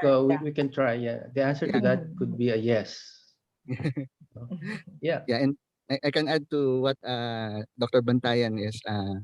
I support what Dr. Bantayan is saying, in which Yeah. the value added actually is having this jurisdictional sustainable approach would open up opportunities for the long-term financing that are actually available globally. So I think that's one of the value added. So as mentioned by Dr. Nepstad, There are many opportunities that are available globally, but one of the requirements would be the availability of this approach being on the ground. So what the project is trying to do is trying to look into the possibility of doing this. Of course, we're not saying fully that we can implement this, because this is something that we should be talking with partners, specifically those Right. who are engaged in this one. So we're just here to provide support, understand better what are the elements that are necessary for the operational plan for this approach to be able to secure more sustainable financing. So I think Yeah. that's the idea. Dr. Bantayan, if you want to add some Yeah. more. And to add to that, what we've seen over the course of the study that we did was the private sector is eager and willing to help, but how? And one of the opportunities for that is through the JSA approach. So this is providing the connection, the link between the resource and the practitioner, and um, putting the forest on the ground and making sure they stay there, for carbon storage and emissions reduction. Resources are available, and the link could be made possible, in particular through JSA. Thank you very much, Sir Paul and you. Dr. Bantayan. There's a question here, I think, for Dr. Nepstad.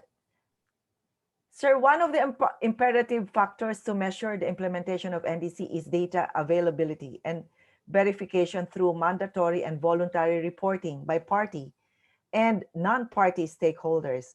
With various existing and emerging reporting platforms, how do you think the potential of JSA in supporting the data connectivity and verification?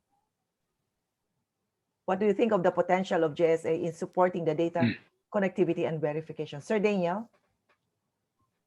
Hi. Yeah, very good question.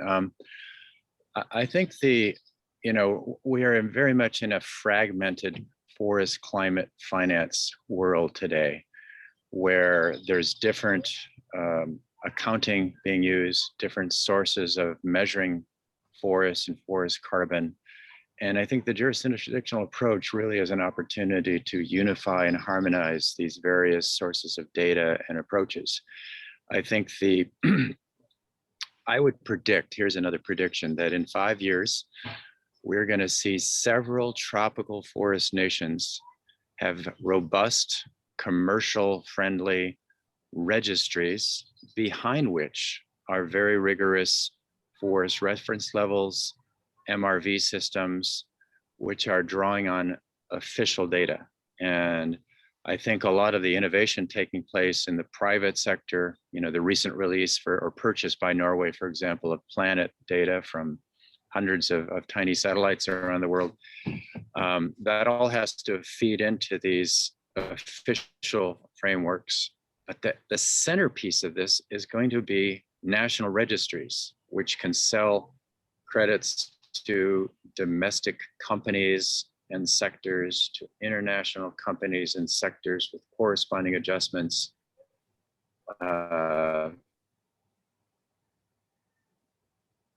Was done with punch tapes, and old enough to that code into tape and feed it into a machine, and the machine would grunt and spit out a few simple calculations. Of that processing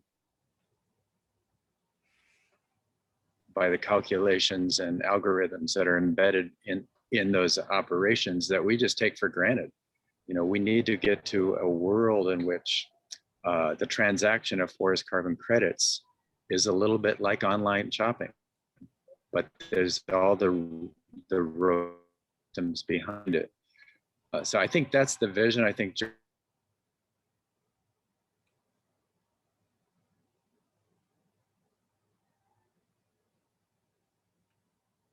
Dr. Nepstad, I think we lost you.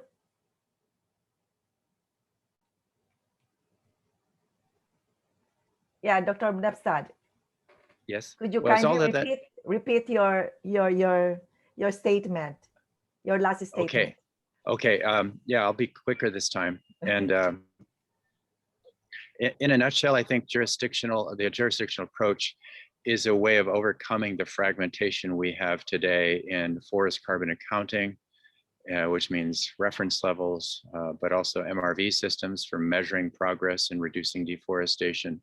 I think it will all come together in robust national registries where there's a widely accepted currency of emissions reductions from forests that start with avoided deforestation, eventually include removals by new forests and forest accumulation, but that is also selling credits based upon projected losses of carbon from climate change itself.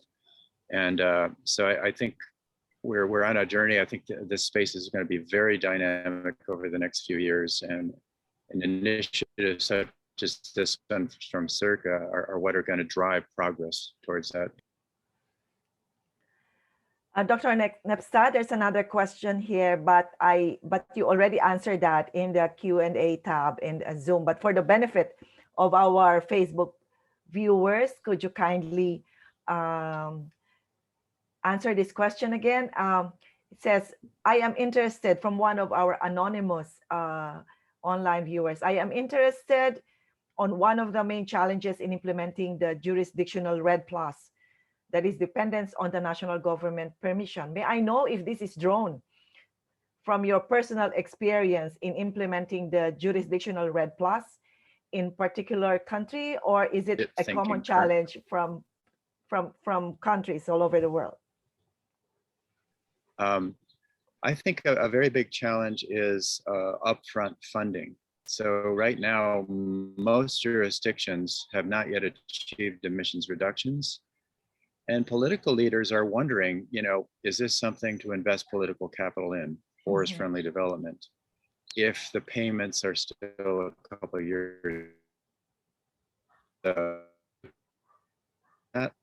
It could make it very unviable. So, we're talking with some companies about the possibility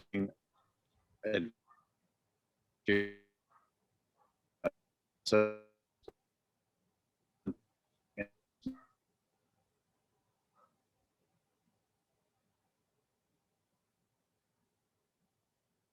investment that it will take to really bring emissions down. I think that's the number one barrier in my view. Okay, thank you, Dr. Nepstad. There's another question for Dr. Bantayan. Based on the initial results of analysis of the feasibility study of JSA in Palawan, what do you conclude? Is it feasible? What's the spatial and jurisdictional extent? Dr. Bantayan? Thank you for the question. It looks promising, and as we mentioned earlier, we still have 2 consultations to go, but we believe we're getting there, and hopefully we can get some more ideas from the consultations that we will be doing. Okay, so thank you. Thank you. There's a question here. I think anybody can answer. Is it safe to associate this jurisdictional sustainability approach as a slice of the country's nationally determined contributions as agreed between the community of parties, or COP, and the national government? How small or big of an impact does the REDD+ strategy will lead the Philippines to its net zero carbon commitment or pathway? From an anonymous online viewer. Who would like to answer first?